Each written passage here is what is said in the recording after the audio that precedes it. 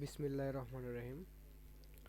আসসালামু আলাইকুম সম্মানিত ভিউয়ার, আপনাদেরকে অসংখ্য ধন্যবাদ আমার ভিডিওটি ওপেন করার জন্য। তো আপনারা যারা নিয়মিত আমার ভিডিও দেখেন বা দেখছেন এবং দেখবেন, সকলকে আমি অভিনন্দন জানাচ্ছি। ধীরে ধীরে চ্যানেলটির সাবস্ক্রাইবার এবং ওয়াচ টাইম বাড়তেছে, এজন্য আপনাদেরকে অসংখ্য ধন্যবাদ। আপনাদের এই অংশগ্রহণই আমার ভিডিও তৈরিতে অনুপ্রেরণা জাগায়। তো আপনারা আজকে দেখতে পাচ্ছেন যে ভিডিওটি নিয়ে আমি আপনাদের সাথে হাজির হয়েছি আজকে। সেটি আসলে অনেক বেশি একটা পদ নয়, আবার অনেক কমও পদ নয়। সেটি চাকরি বিজ্ঞপ্তিটি হচ্ছে সামরিক ভূমি ও ক্যান্টনমেন্ট অধিদপ্তরের আওতায়। তো এই ভিডিও জুড়ে আপনারা যা দেখতে পারবেন সেটা হচ্ছে নিয়োগ বিজ্ঞপ্তি, আবেদনের ফরম এবং আবেদন পদ্ধতি বিস্তারিত নিচে দেওয়া আছে। প্রতিরক্ষা মন্ত্রণালয়ের নিয়ন্ত্রণাধীন সামরিক ভূমি ও ক্যান্টনমেন্ট অধিদপ্তরের আওতাধীন বিভিন্ন সেনানিবাসে শূন্য পদগুলোতে জনবল নিয়োগ দেওয়া হবে। সামরিক ভূমি ও ক্যান্টনমেন্ট অধিদপ্তর ৮টি পদে মোট ৭১ জনকে নিয়োগ দেওয়া হবে। পদগুলো নারী পুরুষ উভয়েই আবেদন করতে পারবেন। আবেদন আগ্রহী প্রার্থীরা অনলাইনে আবেদন করতে পারবেন। আগ্রহ ও যোগ্যতা থাকলে আপনিও আবেদন করতে পারেন। সম্পূর্ণ বিজ্ঞপ্তি বিস্তারিত দেওয়া হলো। তো আপনাদের সুবিধার জন্য আমি প্রথমেই এখানে যেটা লেখা আছে যে যারা পুরুষ এবং নারী উভয়েই এই পদগুলোতে আবেদন করতে পারবে। আর পদ সংখ্যা হচ্ছে ৭১ জনকে নিয়ে, আর ক্যাটাগরি হচ্ছে ৮টি। তো প্রথমে আপনারা দেখতে পাচ্ছেন এখানে রয়েছে সিনিয়র স্টাফ নার্স, পদ সংখ্যা ৩টি, শিক্ষাগত যোগ্যতা diploma in nursing science and midwifery অথবা বিএসসি ইন নার্সিং ডিগ্রি, অর্থাৎ এটা বিএসসি নার্সিং ডিগ্রি থাকতে হবে, নয়তো এটা থাকতে হবে। এবং এটাতে যদি অভিজ্ঞতা থাকে তাহলে তারা অগ্রাধিকার পাবেন বলে আশা করি। তারপরে হচ্ছে পদের নাম হচ্ছে প্রদর্শক জীব রসায়ন পদার্থ, পদ সংখ্যা হচ্ছে 4টি, শিক্ষাগত যোগ্যতা সংশ্লিষ্ট বিষয়সহ স্নাতক অথবা স্নাতকোত্তর ডিগ্রি, অর্থাৎ এই 3টি সাবজেক্ট সহ স্নাতক থাকতে হবে অথবা তাকে অনার্স অথবা মাস্টার্স থাকতে হবে, অর্থাৎ স্নাতক অথবা বিপিএড ডিগ্রি, যেটা সরি ভুল বললাম, স্নাতকোত্তর ডিগ্রি। তারপরে পদের নাম হচ্ছে সহকারী শিক্ষক শারীরিক শিক্ষা। এটা হচ্ছে ক্যান্টনমেন্ট যে স্কুলগুলো রয়েছে সেগুলোর জন্য শারীরিক শিক্ষা দুজন শিক্ষক নেবে। শিক্ষাগত যোগ্যতা হচ্ছে স্নাতক ডিগ্রি ও বিপিএড ডিগ্রি, অর্থাৎ বিপিএড থাকতে হবে, অথবা মানে বিপিএড তো ডিগ্রি পাস তো হতেই হবে, স্নাতক ডিগ্রি তো থাকতে হবে, তার সাথে বিপিএড থাকতে হবে।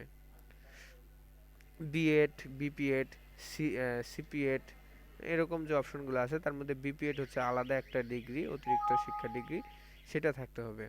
তারপরে রয়েছে এখানে সহকারী শিক্ষক তথ্য ও যোগাযোগ প্রযুক্তি। এখানে পদ সংখ্যা হচ্ছে 2টি, শিক্ষাগত যোগ্যতা কম্পিউটার বিজ্ঞান অবলিক কম্পিউটার ইঞ্জিনিয়ারিংয়ে স্নাতক ডিগ্রি অথবা diploma in computer science degree, অর্থাৎ এই ডিপ্লোমাটা তাকে থাকতে হবে, নয়তো কম্পিউটার ইঞ্জিনিয়ারিংয়ে পড়তে হবে অথবা কম্পিউটার বিজ্ঞান তার থাকতে হবে। তারপর হচ্ছে পদের নাম জুনিয়র শিক্ষক, পদ সংখ্যা হচ্ছে 50টি। এটি হচ্ছে সবচেয়ে বড় অঙ্কের পদ, 50 জন। শিক্ষাগত যোগ্যতা হচ্ছে স্নাতক অথবা সমমানের ডিগ্রি, অথবা হচ্ছে এখানে বিষয়টা হচ্ছে অনার্স অথবা ডিগ্রি, যাতে সমমান যেটা সেটা থাকতে হবে তাকে আবেদনকারীর। তারপর পদের নাম হচ্ছে জুনিয়র শিক্ষক ধর্ম, পদ সংখ্যা হচ্ছে 7টি। এটা হচ্ছে শিক্ষাগত যোগ্যতা সংশ্লিষ্ট বিষয়ে ফাজিল ডিগ্রি, অর্থাৎ ইসলাম ধর্ম বিষয়ে ফাজিল ডিগ্রি থাকতে হবে তাহলে সেই পদটাতে আবেদন করতে পারবে। তারপরে পদের নাম হচ্ছে জুনিয়র শিক্ষক চারু ও কারুকলা, পদ সংখ্যা হচ্ছে 2টি, শিক্ষাগত যোগ্যতা চারুকলায় স্নাতক বা সমমানের ডিগ্রি থাকতে হবে। তারপরে পদের নাম হচ্ছে জুনিয়র শিক্ষক শারীরিক শিক্ষা, পদ সংখ্যা 1টি, শিক্ষাগত যোগ্যতা স্নাতক বা সমমানের ডিগ্রি ও জুনিয়র ফিজিক্যাল ডিপ্লোমা, অর্থাৎ জুনিয়র ফিজিক্যাল ডিপ্লোমা থাকতে হবে, আর এদিকে অনার্স অথবা ডিগ্রিতে পাশ হতে হবে। আগ্রহী প্রার্থীরা অনলাইনের মাধ্যমে এই লিঙ্কের মাধ্যমে আপনারা আবেদন করতে পারবেন। আপনাদেরকে আমি লিঙ্ক দিয়ে দিব, আবেদনের যে লিঙ্কটা আছে সেটা দিয়ে দিব, সেখানে গিয়ে আপনি ফর্মটা দেখতে পারবেন এবং আবেদনটা করা শুরু হয়েছে অলরেডি 24শে জানুয়ারি থেকে শুরু হয়ে গেছে। আবেদনের শেষ তারিখ হচ্ছে 22শে ফেব্রুয়ারি, সরি একটু সমস্যা, 22শে ফেব্রুয়ারি আবেদনটা আপনারা শেষ করতে পারবেন, অর্থাৎ আজকে থেকে আর হালকা কয়েকটা দিন সময় আছে, 22শে ফেব্রুয়ারি আপনারা আবেদনটা শেষ করবেন। তো আপনাদের সুবিধার্থে কোন কোন জেলার প্রার্থীরা এবং বিস্তারিত আরও বিষয়গুলো আমি উল্লেখ করছি। আমি বিজ্ঞপ্তিটি আরেকটু বের করে নিচ্ছি, একটু সাথেই থাকবেন। এটিতে আবেদন করতে হবে আপনাকে অবশ্যই 30 বছর সাধারণ প্রার্থী, 30 বছর বয়সসীমা, 22শে ফেব্রুয়ারি 2021 তারিখে বয়স, এবং যারা মুক্তিযোদ্ধা কোঠা রয়েছে তাদের ক্ষেত্রে এবং প্রতিবন্ধী কোঠার ক্ষেত্রে 32 বছর বয়স পর্যন্ত এখানে আপনারা দেখতে পাচ্ছেন।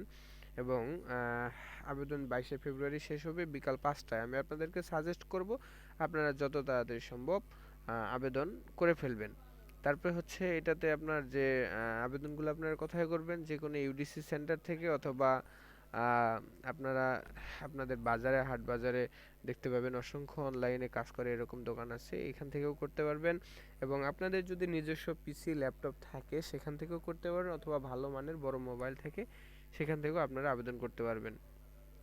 তো আবেদনগুলো করার জন্য আপনাদের যেটা খরচ হবে সেটি হচ্ছে 500 টাকা হচ্ছে সার্ভিস চার্জ, মানে আবেদন ফি হচ্ছে 500 টাকা, এবং সার্ভিস চার্জ অর্থাৎ টেলিটক যে আপনার আবেদনের টাকাটা জমা নেবে সেই ক্ষেত্রে শতকরা তারা 12 টাকা নেয়, সেখানে 5 × 60 টাকা, অর্থাৎ 60 টাকা হবে চার্জ বাবদ, মোট 560 টাকা আপনার জমা দিতে হবে আবেদন ফি বাবদ।